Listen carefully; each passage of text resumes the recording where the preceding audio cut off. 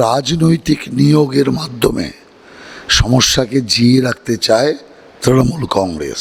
যদি যোগ্যতার ভিত্তিতে উপাচার্য নিয়োগ করত তাহলে তাতে রাজ্যপালের হস্তক্ষেপ করার কোনো প্রয়োজন ছিল না। যে বাংলা লোককে শিক্ষা দিত সেই বাংলার মাস্টাররা চোর। হাওয়াই চটির মধ্যে থেকে এখন চুরির সমস্ত রহস্য বেরিয়ে আসছে। অতএব আগে নিজেকে ঠিক করুক। যে একটা ছোট্ট রাজ্যের মান সম্মানকে ধুলোয় লুটিয়ে দেয় তার বড় বড় কথা মানায় না। বাংলাটাকে বিক্রি করে দিয়েছেন মমতা ব্যানার্জি 6.5 লক্ষ কোটি টাকা মাত্র 10 বছরে। আজকে বাংলাকে শেষে নিলামে বিক্রি করতে হবে এমন সব কথা বলছে যে মনে হচ্ছে ভোট চলাকালীনই ওকে রাঁচিতে পাঠাতে হবে। মমতা ব্যানার্জির সরকার 26 সাল পর্যন্ত থাকবে না। 25-এর পয়লাতেই সরকার বিদায় হয়ে যাবে। উপাচার্য নিয়োগের ক্ষেত্রে রাজ্যপালকে প্রশ্ন ব্রাত্য বসুন, আদৌ কি সমস্যা মেটাতে চান? না, সমস্যা তো রাজ্যপাল মেটাতে চায়, কিন্তু রাজনৈতিক নিয়োগের মাধ্যমে সমস্যাকে জিয়ে রাখতে চায় তৃণমূল কংগ্রেস। অতএব তৃণমূল কংগ্রেস সরকার যদি যোগ্যতার ভিত্তিতে উপাচার্য নিয়োগ করত তাহলে তাতে রাজ্যপালের হস্তক্ষেপ করার কোনো প্রয়োজন ছিল না।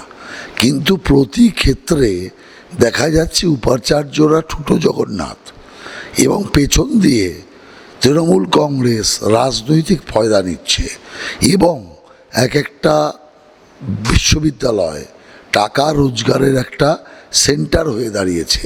সেই কারণে উপাচার্যগুলো যখন এই জাতীয় কাজ করছে তখন আচার্য চোখ বন্ধ করে বসে থাকতে পারে না। অতএব আচার্য কোনো না কোনো পদক্ষেপ নিতে হবে, তাই নিচ্ছে।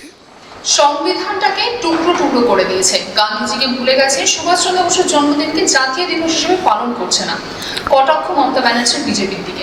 না, ঘটনা হচ্ছে বাংলার মান সম্মান যিনি ধুলোয় লুটিয়ে দিয়েছেন, যে বাংলা লোককে শিক্ষা দিত সেই বাংলার মাস্টাররা চোর, ঘুষখোর।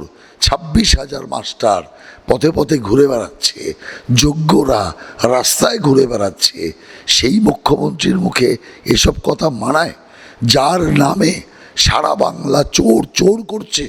হাওয়াই চটির মধ্যে থেকে এখন চুরির সমস্ত রহস্য বেরিয়ে আসছে। অতএব আগে নিজেকে ঠিক করুক, নিজের বাংলাকে ঠিক করুক, তারপর দেশ নিয়ে কথা বলবে। তার কারণ দেশের মধ্যে বাংলা একটা ছোট্ট রাজ্য, তার বাইরে তৃণমূল কংগ্রেসের কিচ্ছু নেই। যে একটা ছোট্ট রাজ্যের মান সম্মানকে ধুলোয় লুটিয়ে দেয় তার বড় বড় কথা মানায় না। আগে রাজ্যটাকে মহান করুক। রাজ্যটা সোনার বাংলা ছিল, তাকে সোনার বাংলা আবার করুক, তখন গিয়ে দেশ নিয়ে কথা বলবে, তখন আমরা শুনবো। তিনি তার পাশাপাশি এটাও বলেছেন যে দেশটাকে বিক্রি করে দিয়েছে, সংবিধানটাকে বিক্রি করে দিয়েছে, মানুষ বিক্রি করে দিয়েছে এবং তার পাশাপাশি মানবিকতাও বিক্রি করে দিয়েছে। বাংলাটাকে বিক্রি করে দিয়েছেন মমতা ব্যানার্জি। চিৎকার করে বলতেন প্রায় 2,00,000 কোটি টাকা সিপিএম ঋণের জালে আমাদের ডুবিয়ে দিয়ে গেছে, আমরা চালাবো কি করে? সিপিএম তো 34 বছরে 2,00,000 কোটি টাকা ঋণের জালে ডুবিয়েছে, এটা সত্য। আর আজকে ঋণ কত? 6.5 লক্ষ কোটি টাকা মাত্র 10 বছরে মমতা ব্যানার্জি ঋণ করে বাংলার প্রত্যেকটা মানুষকে ডুবিয়ে রেখে গেছে। আজকে বাংলাকে শেষে নিলামে বিক্রি করতে হবে।